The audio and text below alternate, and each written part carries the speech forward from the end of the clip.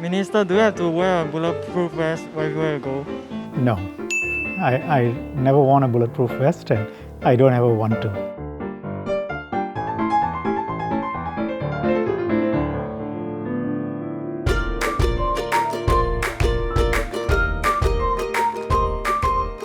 Starting with the COVID-19 and the support MHA gives to the Ministerial Task Force, MTF.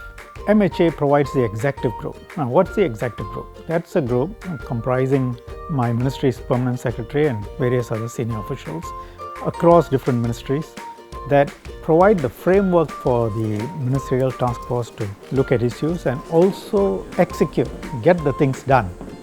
Second, I would say we have emphasized this many times.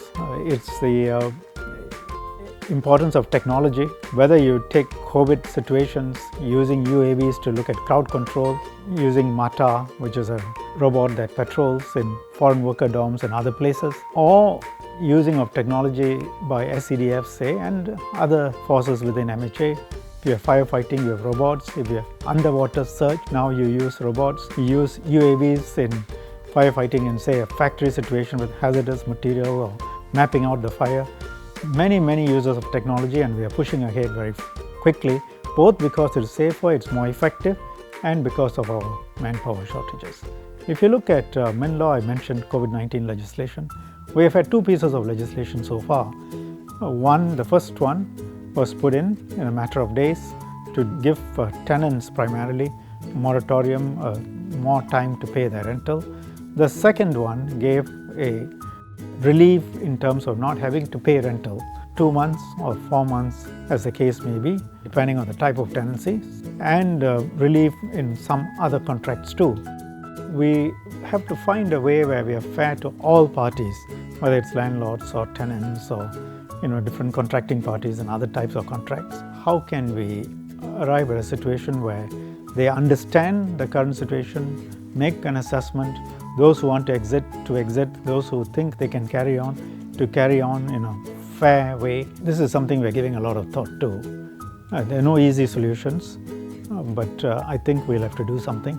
If I may go beyond this, there's one other piece which is more philosophical. We have put in various pieces of legislation specifically to protect vulnerable people in our society, including women, and protecting them particularly where they are victims. We want to go further and take a root and branch approach together with some other ministries to see how from end to end we can have a different approach in protecting women in our society. So that's something that I will talk about in a few weeks.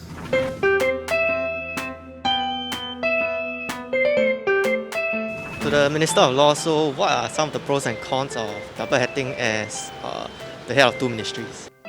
I keep getting asked this question, and I say go and ask the Prime Minister. I mean, there is a lot of synergy between Ministry of Home Affairs, Ministry of Law. I suppose, if the PM at some point will hopefully relieve me of one of the two ministries. Given the current COVID situation and the upcoming economic situation, what can be done to ensure that crime rates won't be going up, especially in terms of cyber crime, online crime and online scams as well?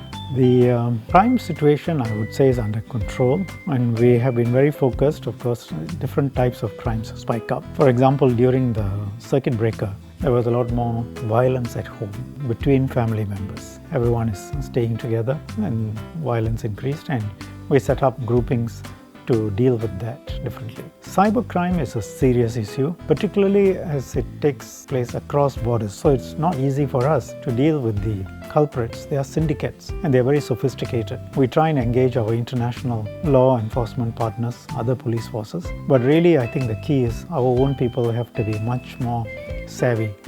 Sometimes we are too trusting. Minister, I always see you on the TV, but why are you always so serious? Well, most of the topics I talk about are serious. You talk about victim protection, or you talk about COVID-19 legislation, or the impact on the economy, or race, religion, the serious way in which it can tear our social fabric. How do you smile?